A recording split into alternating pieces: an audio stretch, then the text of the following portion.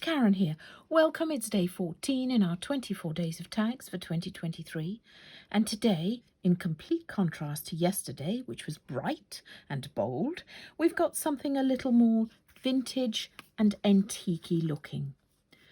So I've used Versafine Clair Acorn, and I've used Archival Ink in Coffee. The stamps that I'm going to be using are these two from Stampscapes, and you can get these in the UK from Sweet Poppy Stencils.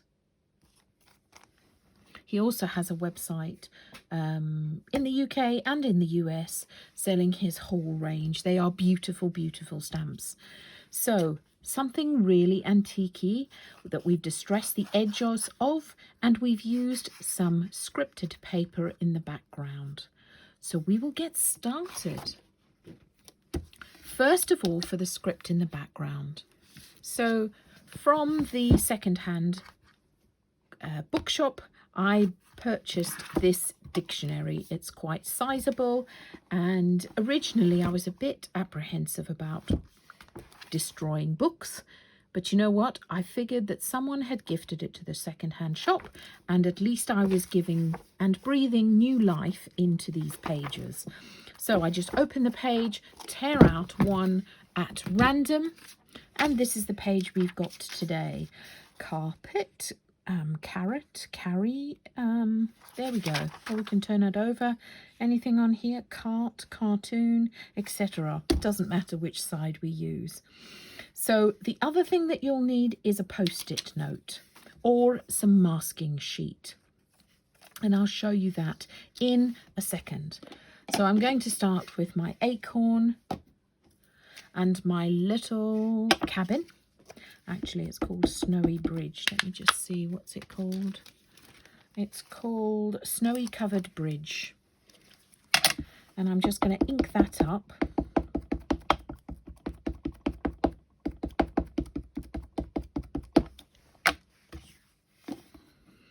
And I'm just going to pop it here, somewhere on our page.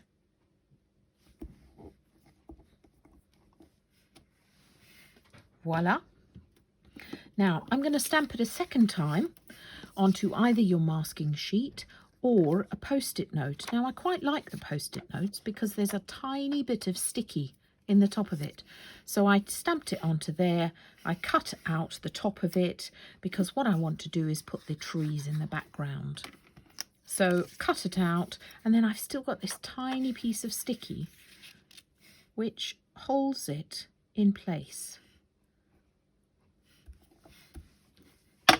That's what I like to do for my masks. As I say, I'm sure somewhere in this craft room I've got masket sheets, but my post-it notes were to hand, so there we have it. And I'm just going to ink these trees up. So you get this lovely mask behind. Okay. Then I'm going to take my tag and I'm going to set this onto it like that. To do that, you can use normal glue, but I've got Modge Podge. Modge Podge is a water-based sealer. It's a good glue and finisher, which gives us this finish over the top. And I've got Modge Podge dribbling down the side. So I'm just going to take a bit of that. Oh, I could have used that. Was on the side, couldn't I? And I'm just going to do the top bit. Now, it dries pretty quickly, so I'm not going to do the whole tag. I'm just going to position this there. That's it.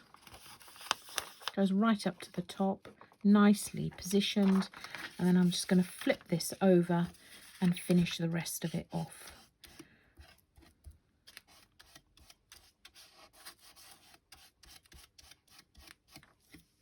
There we go. And now I'm going to go right over the tag.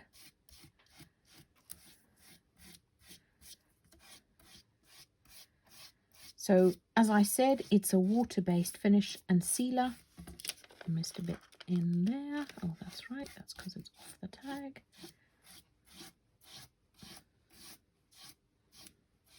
It dries completely clear, so don't worry if you've got a few lines, etc. in there.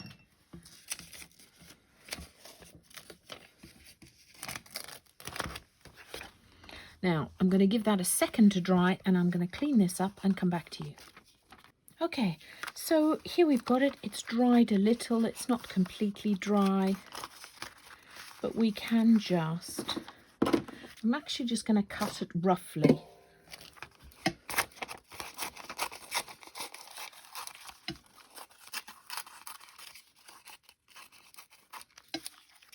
Okay, now what I want to do is I'm going to distress the edges. I've got this funky little tool from Tim Holtz, and I think it's actually called a distress wheel. Now, if you don't have one of those, you could use some scissors. It gives the same effect. We're just going to scrape the sides of the card like that, and that will give you this distressed look. Okay, just like that. And we're going to go all the way around the tag. So you can see how those edges are coming up really nice, ruffled.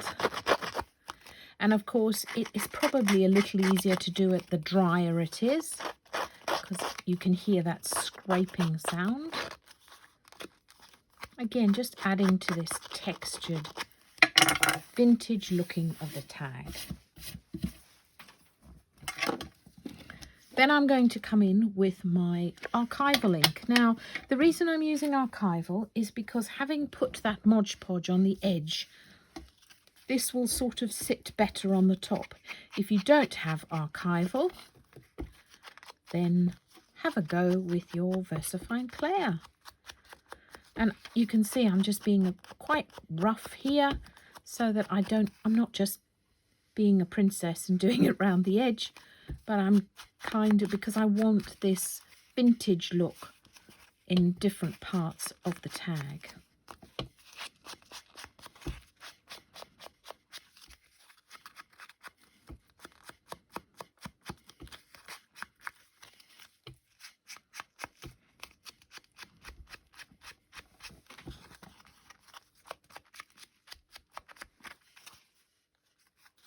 Look at that.